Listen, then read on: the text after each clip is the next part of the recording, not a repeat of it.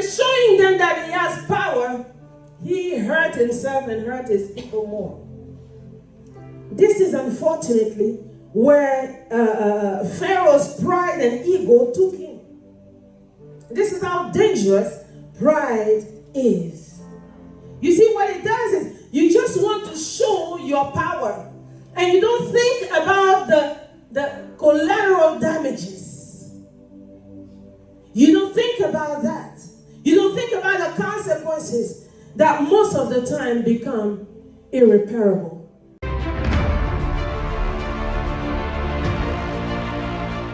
Take our Bibles and take to the book of Exodus chapter 6, verses 5 to 7. The word of God says, "And I have also heard the groaning of the children of Israel, whom the Egyptians keep in bondage, and I have remembered my covenant. Therefore say to the children of Israel, I am the Lord. I will bring you out from under the burdens of the Egyptians. I will rescue you from their bondage, and I will redeem you with an outstretched arm and with great judgment. I will take you as my people, and I will be your God. Then you shall know that I'm the Lord your God, who brings you out from under the burdens of the Egyptians." Chapter 7, verse 5.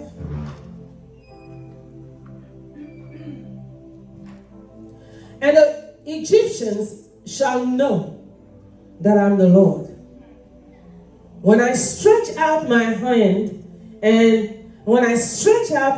on Egypt and bring out the children of Israel from among them." Let me read this one again. "And the Egyptians shall know that I am the Lord, when I stretch out my hand on Egypt and bring out the children of Israel from among them." Praise the Lord. Amen. Yahweh, I submit to you. Father God, let this message not just be words, but let it carry the spirit of what you have for us today. And as even the word is released, let it hit our spirit. That wherever shackles were, we will be released from those shackles. Wherever chains were, they will be broken. And wherever we were in bondage, we will be set free. Father, we thank you and we give you praise in Jesus' name. Amen. Amen, amen. Praise the Lord. Have a seat. As I share today on that they may know that I'm the Lord. That they may know that I'm the Lord. So the Lord God hears the cries of his people. Mind you, these people have been in bondage, in slavery, for hundreds of years. We know that the whole thing until their freedom was 430. So after 400 years, the Lord steps in and says, "I now have heard." He said, "I have heard of my people." What happened? I won't go into that. What I want to say there is that it took 400 years. And it seems that God did not hear. It's not that he did not hear. It's that it was not yet time. God has said that they will be in slavery for 400 years. So all this time they were praying. All this time they were crying out to the Lord. And the Lord was hearing, but it was not yet the time. The appointed time for their freedom. Amen. But as the appointed time reached, the word of God said that I heard the groaning. The groaning. It's not just the prayers. It's the groaning. The groaning. It's like when you are in pain. And you cry. You see, sometimes, I don't know if you've seen that happen, if you haven't, praised the Lord, but I've seen it happen many times. Where you cry, sometimes it's a child even that you see. The child cries and cries and cries, and it seems like no one is coming to the child's rescue. And the tears change. It's like the child is now choking. It's like the groaning coming from their innermost being. It's like, how else do you want me to cry? cry before you come to my rescue. Groaning. But they were groaning, and the Lord said that finally he heard. And when he heard, he stepped on the scene. He came to set them free. But he was not going to do it incognito, meaning he was not going to do it without anyone knowing. It had to be known. It had to be seen. People had to know that God came and stepped on the scene. So God needed to do it in a grandiose way, in a big way. But even if he did it in a big way, there was also an enemy who did not want to let them go. So the enemy was also fighting him. But what I know here is that the title of this message, and this is what God said throughout the whole thing, that they may know that I'm the Lord. It doesn't matter what the Egyptians were doing. They had to know that God is the Lord.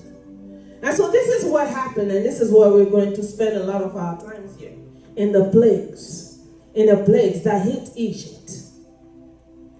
You see, the first few plagues, let's go to Exodus 7, verses 14 to, let's keep reading. I know it ends at 25. I don't want to read the whole thing. I will tell you when to stop because it's long. But the word of God says, so the Lord said to Moses, Pharaoh's heart is hard. Notice, it says here, Pharaoh's heart is hard. Okay? All right. He refuses to let the people go. Let's keep on reading. Go to Pharaoh in the morning, when he goes out to the water, and you shall stand by the river's bank to meet him. And a rod which was turned to a serpent, you shall take it in your hand. And you shall say to him, the Lord God of the Hebrews has sent me to you, saying, let my people go, that they may serve me in the wilderness. But indeed, until now, you will not hear. Thus says the Lord, by this you shall know that I'm the Lord. Behold, you see, by this you shall know that I'm the Lord. So Pharaoh's heart is hard. By this you shall know that I'm the Lord, okay? Behold, I will strike the waters. How are they going to know that he is the Lord? By him striking the waters, which are in the river, with the rod that is in my hand. And they shall be turned how? To blood. Okay? So Pharaoh has a hard heart. God said, watch, just go tell him, because I'm about to show to this Pharaoh that I'm the Lord. Now, throughout the scripture, God says, I'm the Lord God, and beside me there is none other. And God has a way of showing that he is the Lord. He doesn't show it in a secret way. He shows it so everyone can know. Let's keep on going. He says he's going to change the water into blood. And the fish that are in the river shall die. The river shall stink, and the Egyptians will loathe to drink the water of the river. Then the Lord spoke to Moses, say to Aaron, take your rod and stretch out your hand over the waters of Egypt, over their streams, over their rivers, over their ponds, and over all. So God is saying, don't even leave any water clean. If you understand the importance of water, you understand that God is really choking the life out of these people. The word of God says, over all stretch your rod. There are pools of water, and they may become blood. And there shall be blood throughout all the land of Egypt, both in the buckets of wood and pitchers of salt. No matter where there's water, it's going to turn to blood. Even in the buckets of wood. Okay, let's keep on going. And Moses and Aaron did so, just as the Lord commanded. So he lifted up the rod and struck the waters that were in the river in the sight of Pharaoh and in the sight of his servant. And all the waters that were in the river were turned to blood. The fish that were in the river died. So not only did they not have water to drink, they have no fish to eat. The fish that were in the river died. The river stunk, and the Egyptians could not drink the water of the river, so there was blood throughout the land of Egypt. Then the magicians of Egypt did so with their enchantment. And Pharaoh's heart grew hard, and he did not heed them as the Lord had said. So what happened here? The magicians of Egypt did what God did too. They did so. They did the same thing. God says that he is going to show them that he is the Lord. He understands that the heart of Pharaoh is hard. And because the heart of Pharaoh is hard, God had to do something dramatic. God has to do something huge. But what I see here, the magicians of Egypt did so. I almost want to use a word that I don't like to use, which is the word stupid. The magicians are doing what God did, making the waters worse than it was. I mean, who's going to suffer? You see where pride took Pharaoh. For Pharaoh, it was like a challenge. For Pharaoh, it was like, what, me? I'm Pharaoh after all. But in showing them that he has power, he hurt himself and hurt his people more. This is unfortunately where Pharaoh's pride and ego took him. This is how dangerous pride is. You see, what it does is you just want to show your power, and you don't think about the collateral damages. You don't think about that. You don't think about the consequences that most of the time become irreparable. All those people who died as a result of Pharaoh trying to fight with God, they could not be brought back to life. So Pharaoh did something that made no sense whatsoever. God doesn't need the water. God can keep his own. But your people are going to suffer. Your people are going to struggle. Your people are the one who will pay the consequence of what you did. So back down, Pharaoh. So God starts the plague, and what happens is that a Pharaoh comes in and makes the matter worse. So God continues. After the water turning into blood, God used the plague of frogs. Exodus 7:25. So, and 7 days passed after the Lord had struck the river, yes. And the Lord spoke to Moses, "Go to Pharaoh and say to him, thus says the Lord, that let my people go, that they may serve me." You will understand later why they may serve me is important. That they may serve me. But if you refuse to let them go, behold, I will smite all your territory with frogs. Lo and behold, Pharaoh did not release the people. So what happened? God sent in a lot of frogs. Why is this important? That is because in Exodus 12:12, let's just skip over this. In Exodus 12:12, God says that he is overthrowing and he is rendering judgment to the gods of Egypt.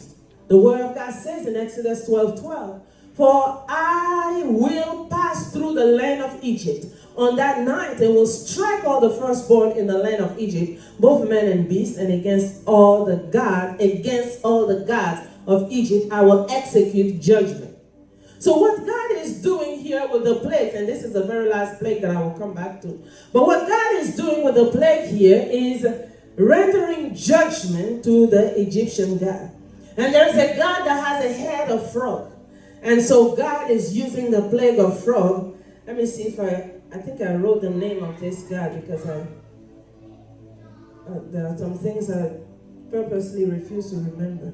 The god of this that has the head of frog is called Hequel. It's Hequuel. Hequuel, for those who care to remember.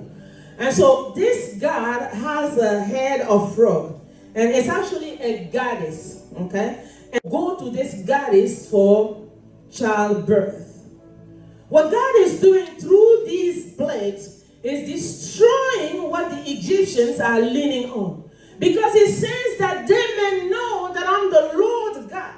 God does not want any other God beside him. If you are leaning on some kind of God that has a head of frog for childbirth, I want to show to you that I'm above this God, and I'm going to make fun of this God by bringing in frogs that look just like this God. Because I'm the Lord God, and beside me there's none other. This is what God is saying. So the second plague is the plague of frog. The third plague is a plague of gnats. The King James says lice. So there is water that got turned into blood. There is a frog that took over. Why was the water turned into blood? Because the Egyptians pretty much worshiped the Nile River. They worshiped the Nile River, the counting on the Nile River for their wealth. So God told them that he is better than the Nile River. God sent in frogs because they were worshiping this goddess that had a frog head. God wanted to show them that he is better than that. They sent in gnats, lice. They sent in flies. They sent in disease of animals. These people were counting so much on their animals. God sent disease on their livestock. There was boil on the skin that was sent also. There was hail of fire. If you have lived in Texas for a long time, you know what hail is. But this time, instead of actual hail, it was hail and fire. There was also locust that was sent. But I want to spend some time on the darkness that was sent. On the darkness that was sent. Darkness is the 8th plague, and after dark is the 9th plague, and after darkness, it was the death of the firstborn. Why, before God hit the final area that could cause Pharaoh to let go, why did he bring darkness? Because in Egypt, they worshipped the sun. For them to be in dark for a long time is to destroy their worship. God understands the importance of worship. And the children of Israel have been in the middle of that for a long time. But what is pleasant here is that when God brought in a darkness in the land of Goshen, which is actually part of that Egyptian territory, God made sure that there was still light there. So there was darkness all over, but there was light where the people of God are. And that's why I want us to see that when there is disaster all around us, when things are not going well around us, it could be some sicknesses like everything that is going on right now. It could be a general other kind of disaster. It is our right as children of God to believe that God will spare us just as he spared the children of Israel in Egypt. I'm giving you something to hold on to for when you are praying. In that land, at a certain time, God made a difference between his people and the Egyptians. He made sure that his people were not attacked. He made sure that his people were preserved. He made sure that his people were kept. And even as God made sure that his people were kept in that time, God is also making sure that we are kept. We need to keep our faith in the Lord and not our faith in what men are doing. God is going to keep us, and he will continue to keep us. It does not mean that we live anyhow, but God is going to keep us. As he did in the time of the Egyptians, so shall he do for us this day. Hallelujah. He attacked their worship. He attacked the very thing that could have caused them to have more power. Because it is worship that feeds the power. Anyone who functions in an area of power that does not worship the one true God gets their source from somewhere else. I can guarantee you that. It is worship that brings in, that feeds in the power. If you worship the devil, it will feed in the power that he gives you. If you worship Jesus, you worship the one true God, it will feed in the power that he gives you. It is worship that cause you to take on the image of the God that you are worshiping. It is worship that makes a difference between you and the next door neighbor. Everybody says God, but it is worship and who you are worshiping that makes the difference. God, of course, understood that. So what he was going to do before he hit them one last time was to destroy their worship. Yes, they were leaning on frogs before. Yes, they were leaning on their water. They were counting on those things. But the very thing that brought them the strength to keep on going, the very thing that brought them the power to keep on going was the sun. Because the sun is what they were worshiping. And that's why I said that God went slowly, going stronger and stronger in the type of plague that he brought them. We are in an environment, we are in a lifetime when the enemy or his people are still fighting God. We are in a time when, in spite of what God has allowed to happen in the world, so that people can know that he is God, people are refusing to know that he is God. People have decided to defy God. People have decided to show God that if you can turn water into blood, I too can turn water into blood. But what they forgot is that that very thing that brings them strength, that very thing that brings them the breath of life, God is able to stop that thing. God is able to stop it in a split second. God created the sun, talking about the Egyptians. God created the sun. God is able to shut the sun down and cause the sun not to shine. And that's exactly what he did. So God ended up by destroying the worship of these people. And this is why Pharaoh knows the importance of worship. And that's why when the children of Israel came to him via Moses to say that let my people go and worship him, worship God, Pharaoh did not want to let them go because he understood that even if they were to go just for a few months to worship and even come back, they will be stronger than they were before. Amen. So he refused to let them go. And the last plague says, let's go to the last plague. Let's actually read, let's read Exodus 11. We will start with verse 1. And the Lord said to Moses, I will bring one more plague on Pharaoh. One more plague on Pharaoh and on Egypt. Afterward, he will let you go from here. When he lets you go, he will surely drive you out of here altogether. Let's keep on going. Speak now in the hearing of the people, and let every man ask from his neighbor, and every woman from her neighbor, articles of silver and articles of gold. And the Lord gave the people favor in the sight of the Egyptians. Moreover, the man Moses was very great in the land of Egypt, in the sight of Pharaoh's servant, and in the sight of the people. So what did God do?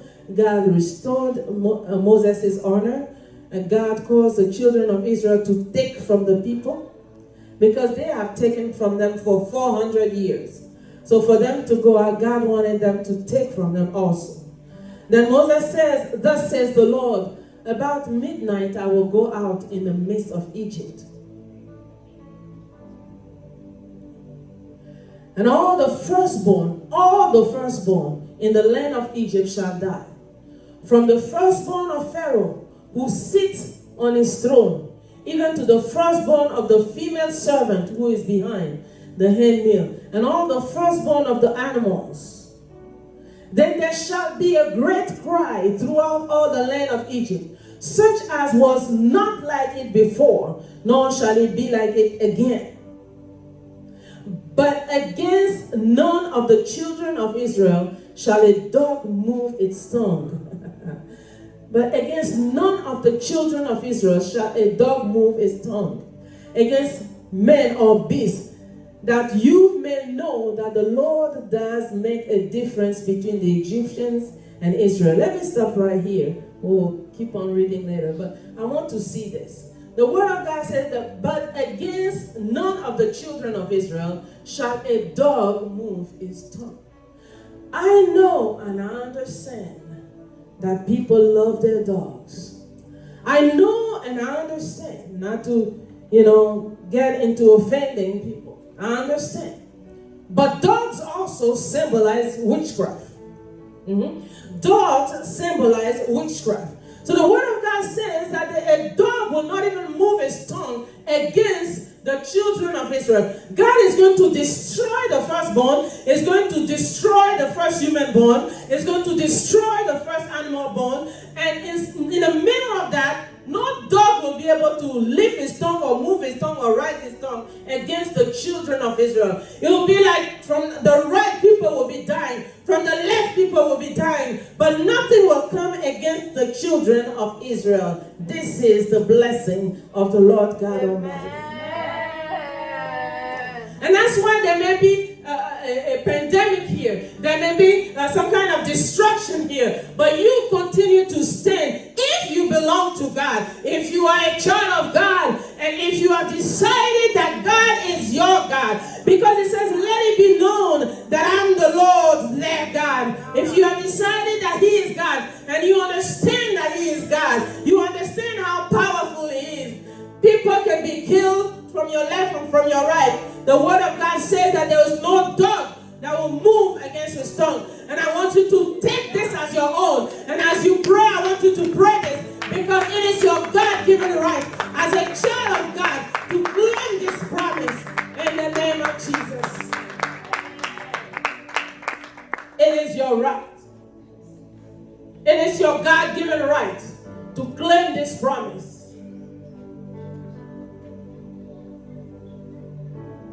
It is your faith that will cause you to keep on sinning. You have the right to claim this. The plague became more and more intense.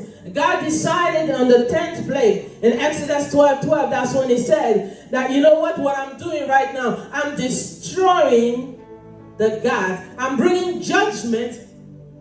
Somebody hear me. God said, I'm bringing judgment. I'm bringing judgment. You see, God doesn't just bring judgment against the people. God doesn't do things halfway. He doesn't bring just judgment against the people. He brings judgment against the source that is causing those people to be the way they are. And that's why destruction is total. Hallelujah. They were leaning on the Nile. They were trusting their Godhead, frog-head God. They were leaning on their wealth. They were leaning on their territory. They were even leaning on their strength, on their worship.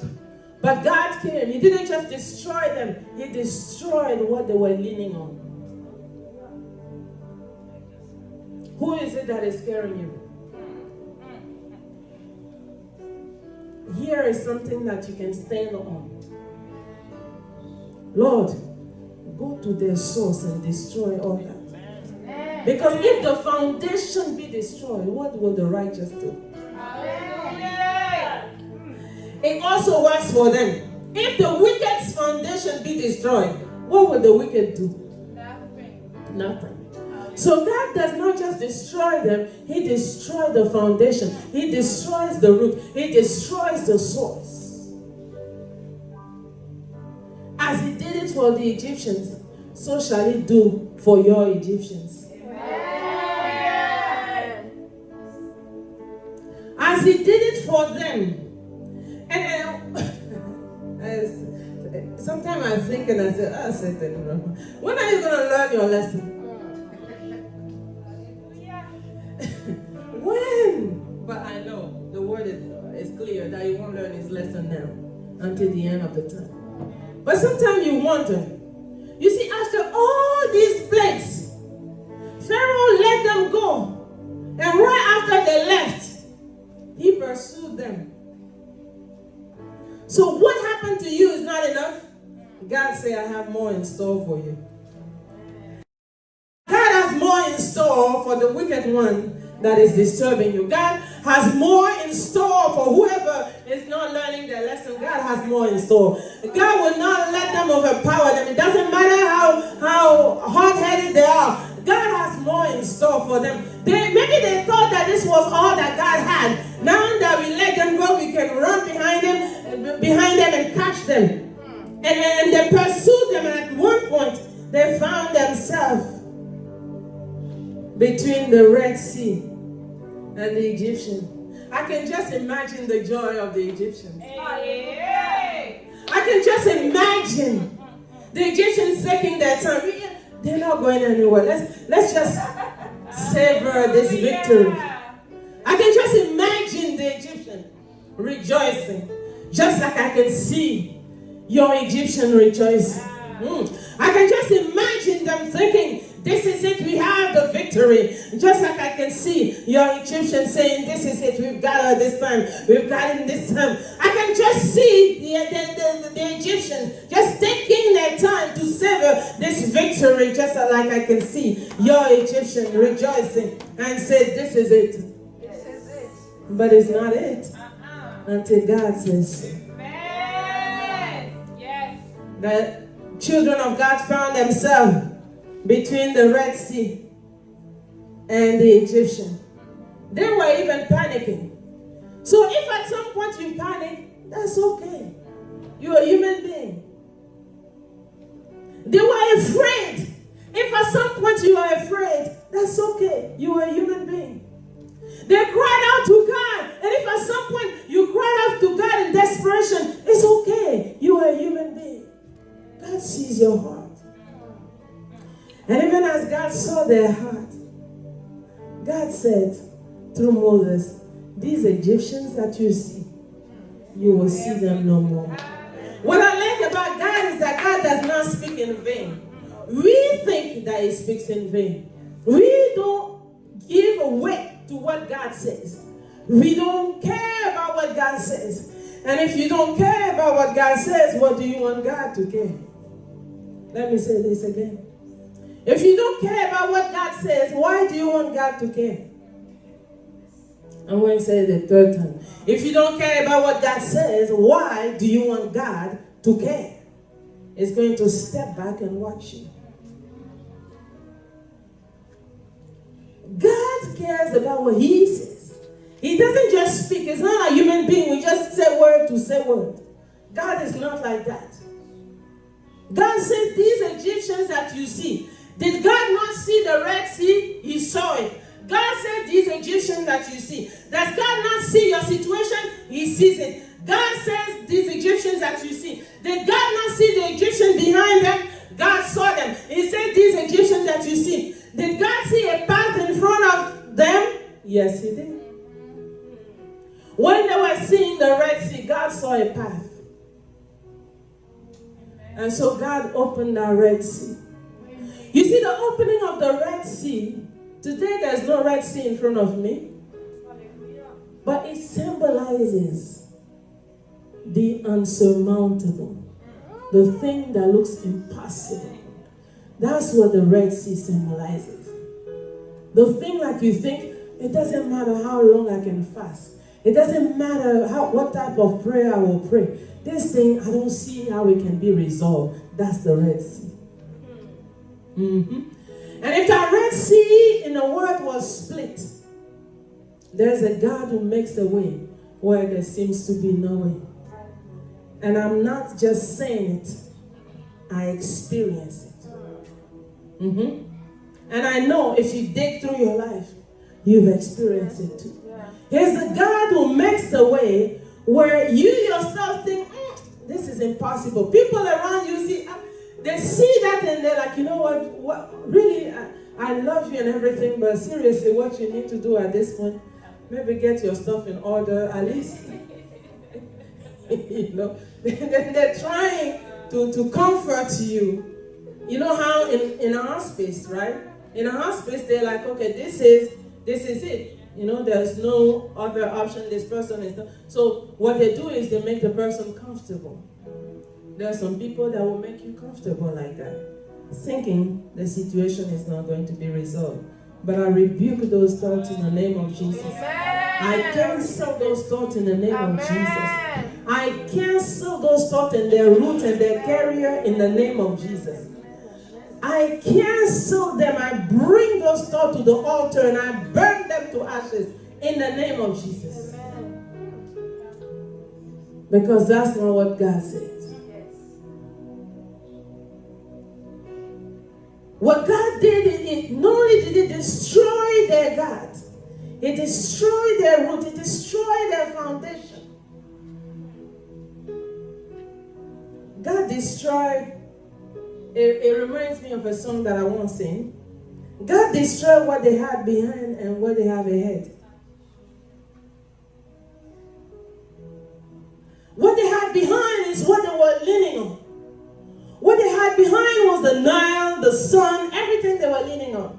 But what they had ahead of them were their descendants. Generations after them were destroyed when God killed their firstborn.